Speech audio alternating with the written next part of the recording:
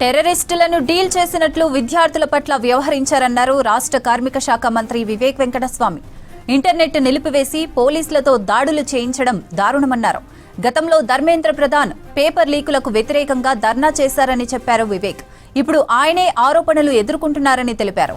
ఆరోపణలు రాగానే ధర్మేంద్ర ప్రధాన్తో రిజైన్ చేయించి ప్రజలకు క్షమాపణలు చెబితే బాగుండేదన్నారు మంత్రి వివేక్.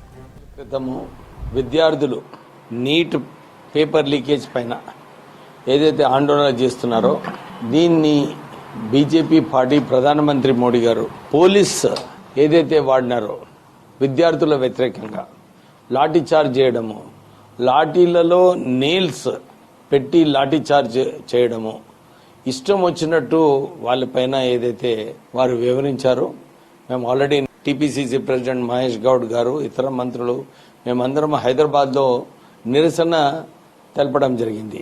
అంతేకాదు మళ్ళీ విద్యార్థుల పైన పోలీస్ యాక్షన్ తీసుకుంది. అలాగే రాహుల్ గాంధీ, ప్రియాంక గాంధీ, మల్లికార్జున్ ఖర్గే గారిని వారు ఏదైతే అరెస్ట్ చేస్తున్నారో అది సరైన పద్ధతి కాదు.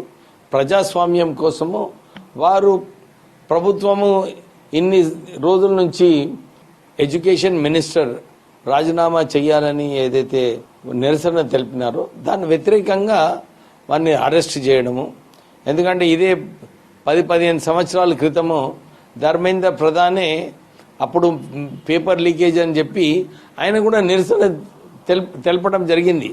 కానీ ఇప్పుడు విద్యార్థులు ఆయన వ్యతిరేకంగా నిరసన తెలుపుతుంటే ప్రధానమంత్రి మోడీ గారు సైలెన్స్ చూపిస్తూ ఏం మాట్లాడకుండా విద్యార్థులు ఏదైతే డిమాండ్ ఉన్నదో దాని వ్యతిరేకంగా వారు లాఠీచార్జ్ చేయించడము, అసలు డిమాండ్ ని వారు ధర్మేంద్ర ప్రధాన్ ని రాజీనామా చేపించేస్తే అయిపోయేది. కానీ ఏదైతే టెర్రరిస్టుల వ్యతిరేకంగా జమ్మూ అండ్ కాశ్మీర్ లో పోలీస్ ఏదైతే వ్యవహరిస్తుందో ఇంటర్నెట్ సర్వీసెస్ బంద్ చేయడము, ఇవన్నీ కూడా టెర్రరిస్ట్ ఉద్యమంలో ఇవన్నీ చేయడం జరుగుతుంది. కానీ ఇప్పుడు విద్యార్థులను టెర్రరిస్ట్ లాగా వారిని పోల్చి ఈ పోలీస్ ని ఏదైతే ఇష్టం వచ్చినట్టు వాడుకుంటున్నారో దాన్ని మేము తీవ్రంగా ఖండిస్తున్నాము.